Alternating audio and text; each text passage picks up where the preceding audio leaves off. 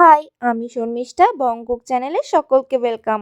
আজকে যে রেসিপিটি দেখাবো সেটি হলো মটর শাক দিয়ে শোল মাছের একটি সুন্দর রেসিপি। প্রথমেই শাকগুলোকে ভালো করে কেটে নিয়ে ধুয়ে জল ঝরিয়ে নিতে হবে। এরপর অন্যদিকে বেশ কিছুটা পরিমাণ শোল মাছ ধুয়ে নিতে হবে। এরপর শুকনো খোলায় রাঁধুনি একটু ভালো করে নাড়াচাড়া করে নিতে হবে। এই 1 মিনিট মতন একটু নাড়াচাড়া করে নিয়ে তারপর কড়াই থেকে রাঁধুনিটা নামিয়ে অন্য একটা পাত্রে রেখে দিতে হবে। এরপর কড়াইতে বেশ কিছুটা পরিমাণ সর্ষের তেল নিতে হবে, একটু পরিমাণে বেশি।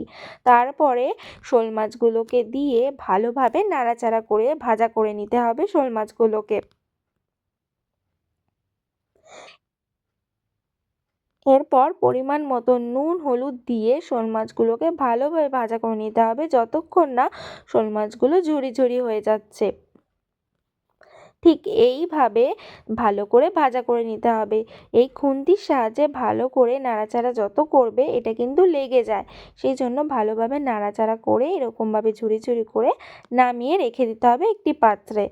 এরপর আবারও ওই একই কড়ায় বসিয়ে তেল দিয়ে দিতে হবে বেশ কিছুটা পরিমাণ। এরপর ফোড়নে দিতে হবে শুকনো লঙ্কা আর রাঁধুনি ফোড়ন।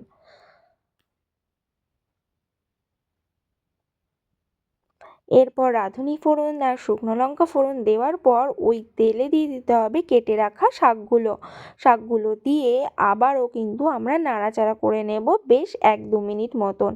দেখতেই পাচ্ছ শাকগুলো কিন্তু একদম অল্প হয়ে এসেছে কতটা শাক।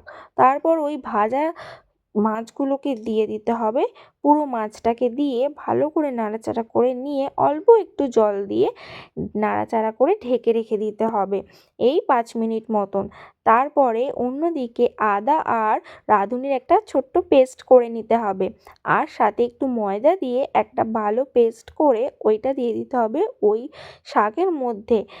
এটা দিলে একটু আঠালো মতন হবে। আর একটু মিষ্টি দিয়ে সার্ভ করুন এই মটর শাক দিয়ে শোল মাছের এই সুন্দর রেসিপিটি।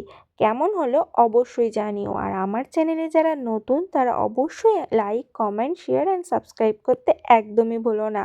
এটা কিন্তু আমার মা এই রেসিপিটি করেছে, খুবই সুন্দর একটি রেসিপি, দেখতেই পাচ্ছ বন্ধুরা তোমরা। তো অবশ্যই তোমরা কিন্তু একবার ট্রাই করে দেখতেই পারো, খেতে কিন্তু দারুণ লাগে। তোমরা রেসিপিটি দেখতে থাকো আর আমি ততক্ষণে ভাতটা খেয়ে নিই।